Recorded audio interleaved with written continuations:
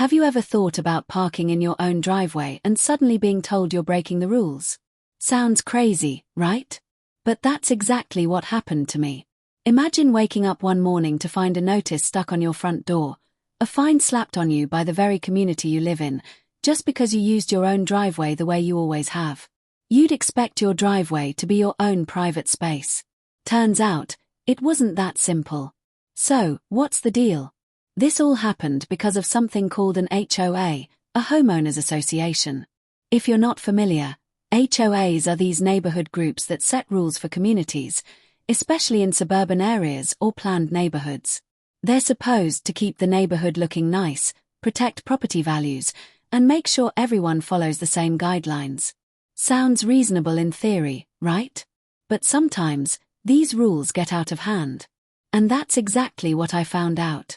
The funny thing is, I'd lived in the neighborhood for years. I always parked in my driveway, like you do. But one day, out of the blue, the HOA sent me a letter telling me I was fined. The reason? According to them, I was violating a rule about driveway use. Apparently, parking in a certain way or maybe even using my driveway at certain times was off limits. But here's the kicker. This was my driveway, on my property.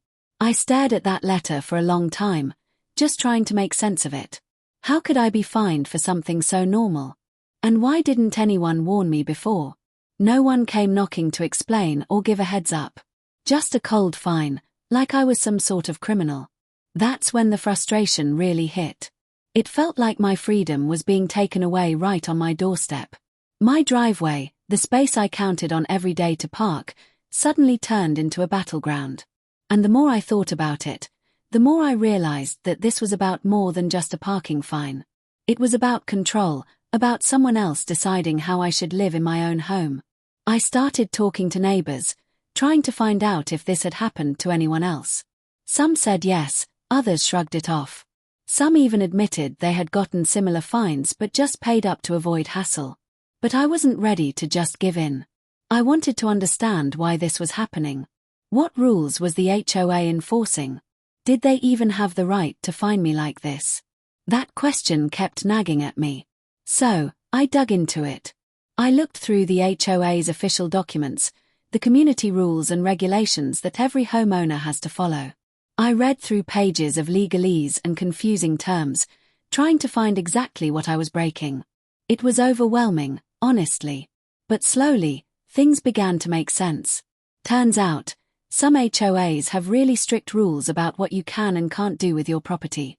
Things like what color you can paint your house, how tall your bushes can grow, and yes, even how you use your driveway. It sounded petty, but for them, it was about keeping a uniform look across the neighborhood. They argued that these rules were in place to protect property values and keep the community nice for everyone. But still, parking in my own driveway? That felt ridiculous. I wondered how many other people had felt trapped by these rules. And I started realizing how these HOAs can sometimes feel like little governments, with rules and punishments that don't always make sense to the people living there. What surprised me even more was how hard it was to challenge these fines. HOAs often have their own boards, committees, and sometimes even legal teams to enforce rules. As a regular homeowner, it can feel like David going up against Goliath. And because most people just want peace and quiet, many don't fight back. They pay the fines and keep their heads down. But I wasn't willing to let it go. I wanted to find a way to push back.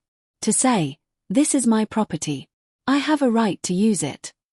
And if the HOA thought they could control how I parked, well, I was going to make them think twice. That's when I started thinking about what I could do next. I considered talking to a lawyer, but that seemed expensive and slow. I thought about complaining to the HOA board, but I wasn't sure they'd listen. I needed something bold, something that would send a clear message. The idea hit me out of nowhere. If the HOA wanted to control access to my property, maybe I could take control myself. What if I installed a big gate? One so massive and obvious, it would stop them in their tracks. A gate that blocked their access, forcing them to back off or at least rethink their actions. It was a crazy idea, but sometimes, crazy is exactly what's needed. It wasn't just about parking anymore. It was about standing up for my rights and refusing to be bullied by a faceless organization. I wanted to reclaim my space, literally and figuratively. So, with that plan in mind, I started researching how to get a gate installed. I looked into designs, costs, and the legal side of things. Could I even do it? Would the HOA fight back? And what would my neighbors think? All these questions swirled in my head, but one thing was clear: I wasn't going to let a fine dictate how I live on my own property. This was my home, my driveway, and if the HOA wanted to play games, I was ready to play back. The day I got that fine, I couldn't believe it. I kept rereading the notice, hoping maybe I had misunderstood something. But no, it was clear. They were charging me for using my driveway. It felt like a nightmare. How could they justify this? I mean, this wasn't some random parking spot on the street. It was my driveway, right in front of my house. I decided to dig deeper and find out exactly why the HOA was doing this. I wanted to understand their side, even if I didn't agree with it. So, I started with the basics, the official rules and guidelines that the HOA gave every homeowner when we moved in. Turns out, these documents were packed with rules, some reasonable, some bizarre. There were rules about lawn maintenance, house paint colors, fence heights, and even what types of decorations were allowed during holidays. But buried deep in the fine print was the part about driveway usage. The HOA said that certain parts of driveways couldn't be used for parking or storage. Apparently, they were trying to keep the neighborhood looking neat and uniform. But here's the thing: none of this had been explained clearly when I moved in. Or at least, I hadn't noticed it. The rule about driveway parking was vague and confusing. And even if it wasn't, I felt like I should have been given a warning before a fine. Instead, they just slapped me with a penalty, like I was some kind of rule breaker. I wasn't alone in feeling this way. When I started chatting with other neighbors, some admitted they had gotten similar fines but quietly paid to avoid trouble. Others didn't even know these rules existed. It felt like a trap, one that homeowners only realized after they were already caught in it.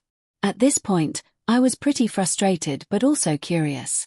How did these HOAs get so much power?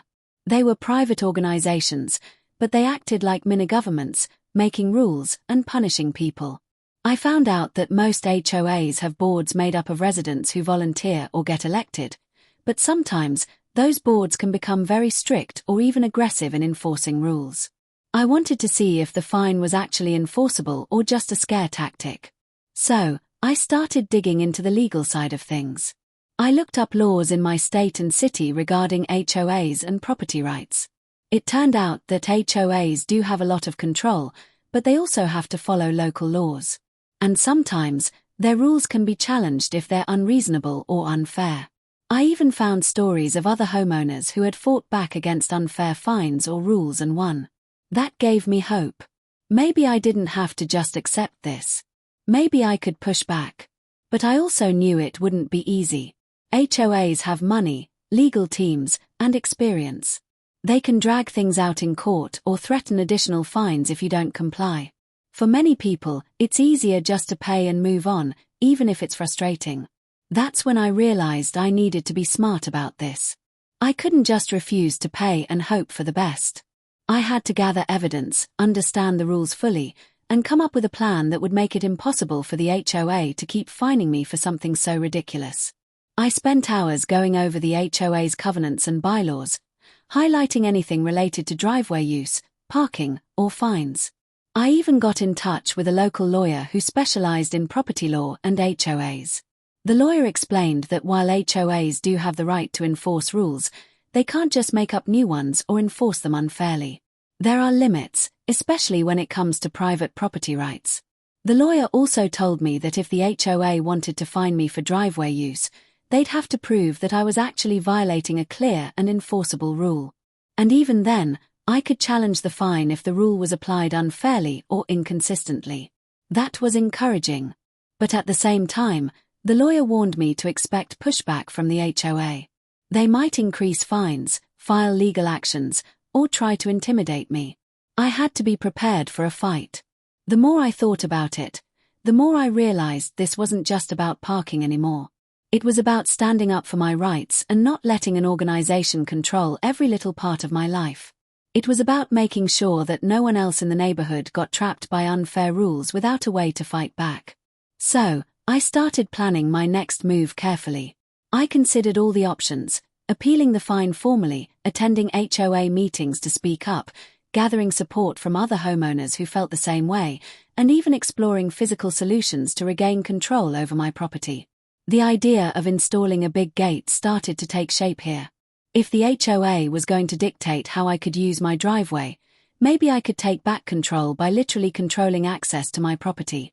It wasn't just about blocking the HOA. It was about sending a message that I was serious. But before jumping into that, I had to be sure I wasn't breaking any laws or HOA rules by installing a gate. So, I checked the HOA's guidelines again and looked into city permits. I found out that gates were allowed, but they had to meet certain size and design standards. Nothing too restrictive, but enough to make the gate a serious barrier. The thought of putting up that gate gave me a strange mix of excitement and nervousness. It was bold. It was confrontational. But it was also empowering. I was about to take a stand that most people wouldn't dare to take. Meanwhile, the HOA continued to send reminders about the fine. They weren't backing down. It felt like a ticking clock, pushing me to act before they escalated further. This whole situation made me question how much control an HOA should have over our lives. Sure, rules help keep things orderly, but when do they go too far? When do they cross the line from protecting the community to controlling individual freedoms?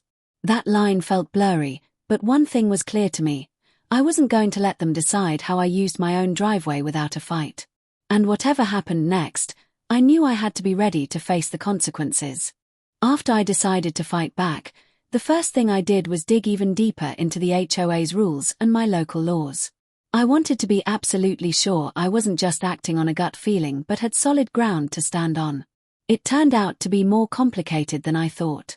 Those HOA documents were full of confusing legal jargon, and every page seemed to contradict the one before it.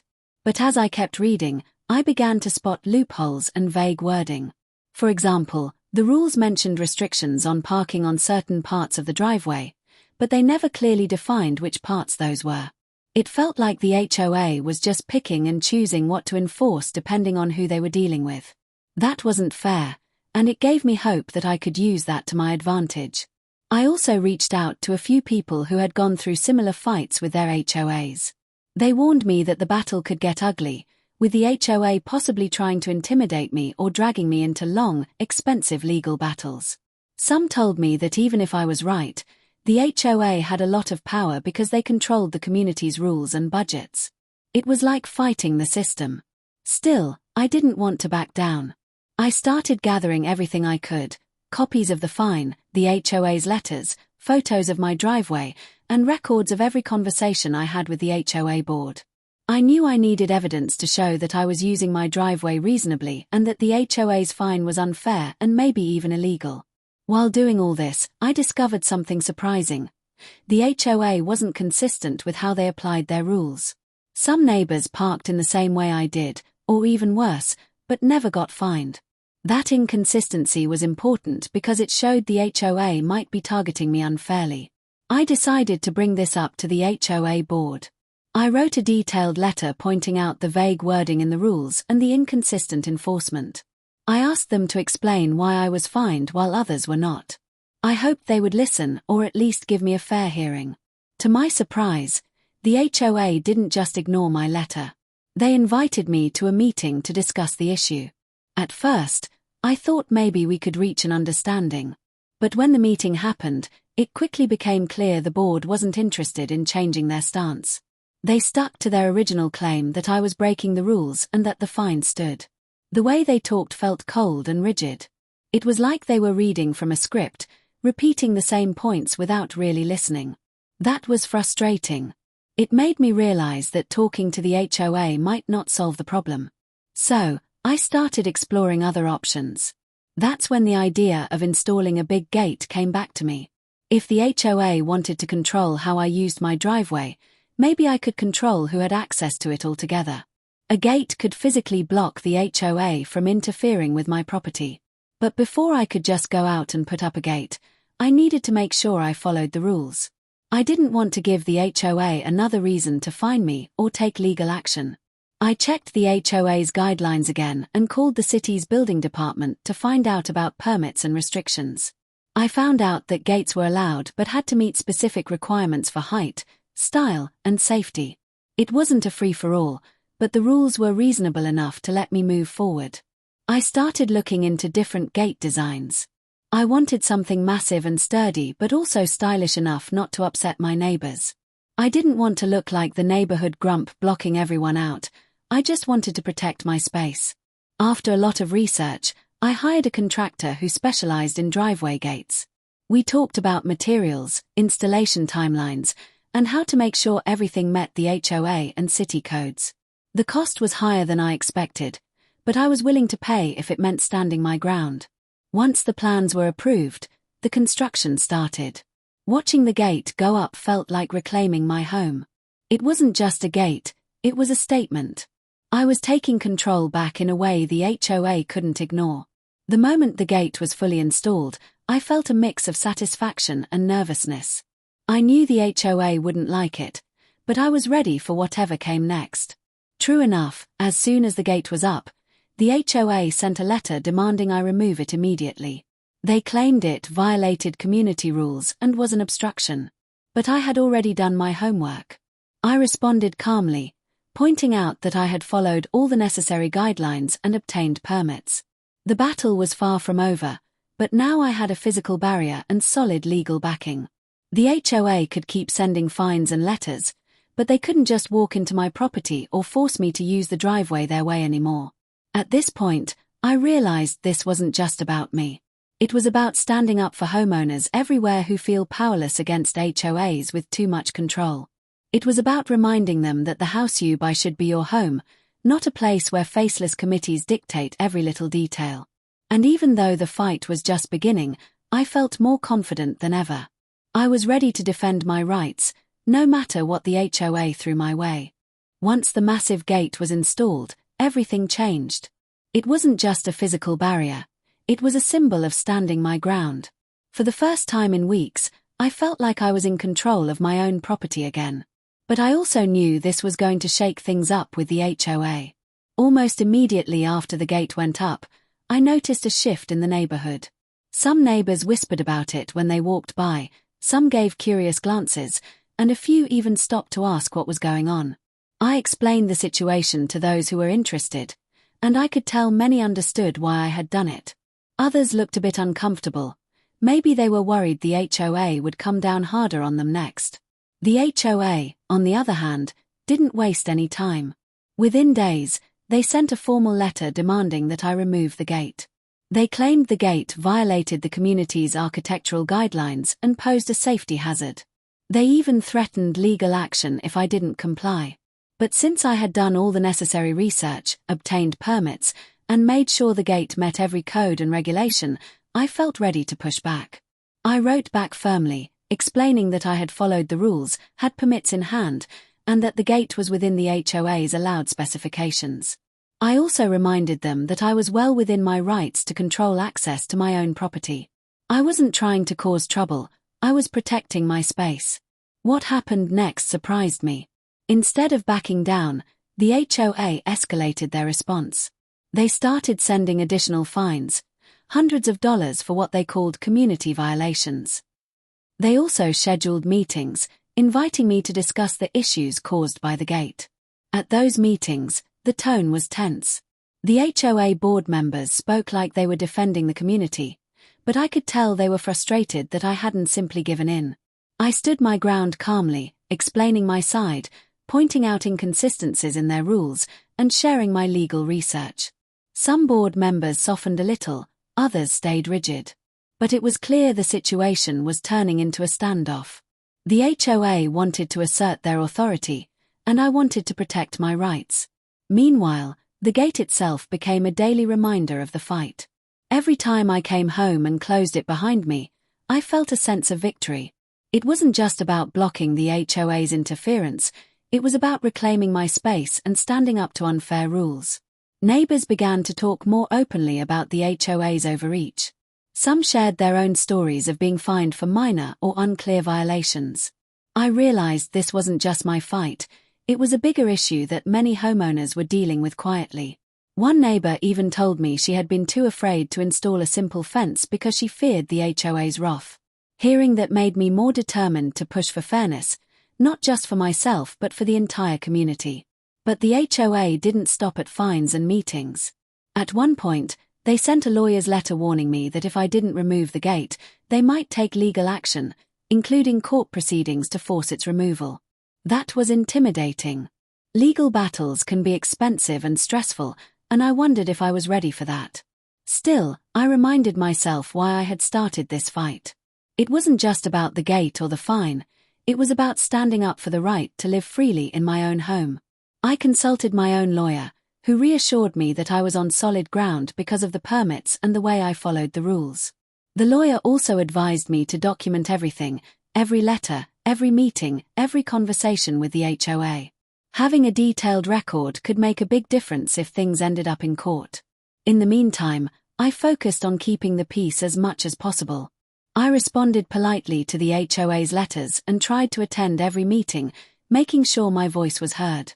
It was exhausting, but I knew giving up wasn't an option. What surprised me the most was the growing support I received. Some neighbors started speaking up at HOA meetings, questioning the strict rules and asking for more transparency. A few even thanked me privately for standing up to the board. That gave me hope. Maybe this fight could spark a change, not just for me, but for everyone living under heavy HOA control. Maybe we could find a way to balance community standards with personal freedoms. Through it all, the gate stood firm, a physical reminder that I wasn't going to be pushed around. It blocked more than just cars. It blocked unfair treatment and control. Every day, I learned a little more about how to navigate this battle. How to push back without burning bridges. How to use rules and permits to my advantage.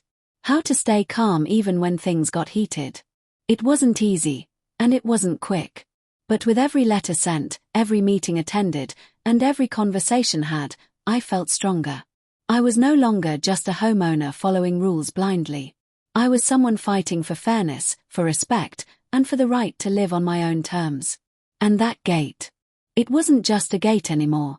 It was my stand, my way of saying I wouldn't be silenced or pushed around by an organization that forgot who the real residents were. The battle with the HOA wasn't just about fines or gates anymore, it became something bigger. As I stood firm, more neighbors started to open up. At first, it was just small conversations, casual chats over the fence or quick comments in passing, but soon, I realized many people felt the same frustration I did.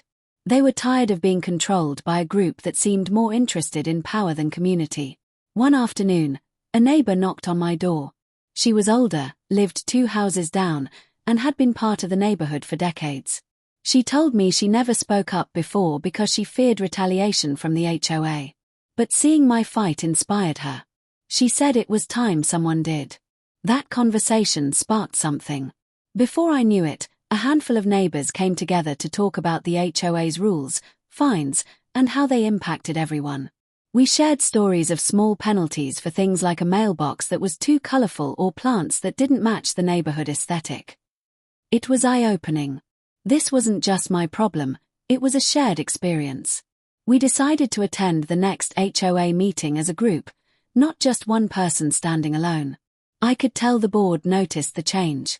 They looked surprised when several homeowners spoke up, questioning the fairness of some rules and the way fines were issued. It felt like a shift in power.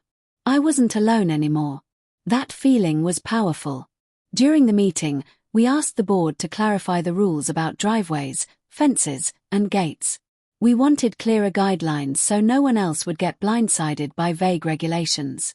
We also requested a fair warning system before fines were imposed. The board listened, though some members were defensive.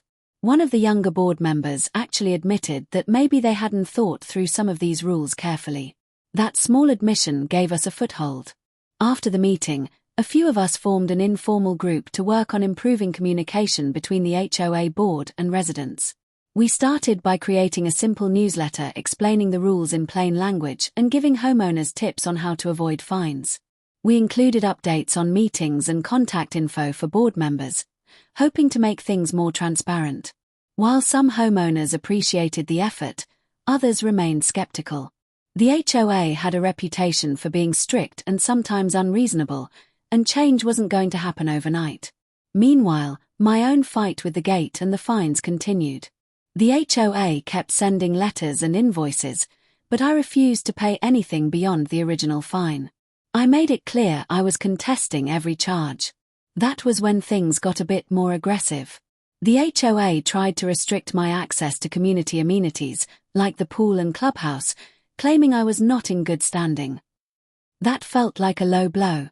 They were trying to pressure me by taking away perks that belonged to all residents. I talked to my lawyer about this.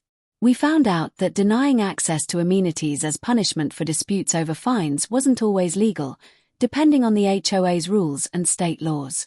My lawyer sent a letter reminding the HOA board of those limits. That seemed to slow down their tactics, at least for a while. The tension was high, but I kept focusing on what I could control. I continued documenting everything: the fines, the letters, the conversations. I wanted to be ready if this ended up in court. One thing I hadn't expected was the impact this fight had on my family. My partner and kids noticed the stress and tension I was under. They worried about what could happen if the HOA decided to escalate further. But they also supported me, reminding me why I started this in the first place. That support made a huge difference. It reminded me that this wasn't just about rules or fences, it was about protecting our home and our peace of mind. Over time, I also realized how important it was to stay calm and professional. It was easy to get angry or frustrated, especially when the HOA kept pushing. But losing my cool would only give them an excuse to paint me as a troublemaker. So, I made a point to keep my responses polite and fact-based. I answered every letter carefully and attended meetings prepared. That helped me build credibility, even with some board members who disagreed with me. Then something unexpected happened. The HOA started to propose changes to some of the stricter rules, including clearer guidelines on driveway usage and fines. It wasn't a complete win, but it was progress. I knew it wouldn't be perfect, and some rules still needed work. But for the first time, it felt like the residents had a real voice. Looking back, it was clear that standing up for my driveway wasn't just about a gate or a fine. It was about demanding fairness, transparency, and respect. It was about showing that even in a system that feels stacked against you, you don't have to give up. And while the fight wasn't over, I knew I wasn't alone anymore. I had neighbors standing with me, a growing sense of community, and a belief that change was possible. The gate still stands at the end of my driveway. It's more than metal and wood, it's a symbol of taking control, of pushing back against unfairness, and of never settling for less than what you deserve. As the months went by, the conflict with the HOA became a part of my daily life. It wasn't just about the gate or the fines anymore. It was about standing up to a system that tried to silence me. Every letter I received from them felt like a challenge, but also a reminder that I was making waves. I started getting calls from other homeowners who wanted advice or just needed someone to listen. Some were dealing with their own unfair fines, others felt trapped by endless rules that seemed to change on a whim. Hearing their stories made me realize how many people struggled quietly under the weight of these powerful community organizations. One evening, after a long day of back-and-forth emails with the HOA, I sat down and thought about everything I had learned. This fight had opened my eyes to how much control HOAs really have and how little many people understand about it when they buy their homes. Most people assume they're free to do what they want on their own property. But HOAs come with their own sets of rules that can feel like chains. And while those rules are supposed to protect property values and community standards, sometimes they go too far. Sometimes, they hurt the very people they're supposed to help. I began looking into stories from all over the country. There were homeowners who had installed solar panels only to be forced to take them down. Others who planted vegetable gardens that violated landscaping standards. Some had to paint their houses certain colors or risk fines. These weren't isolated cases, this was a widespread problem. That's when I realized my fight was part of a bigger conversation about homeowners' rights. And if I wanted to make a real difference, I needed to share my story and help others understand what was going on. So, I started writing.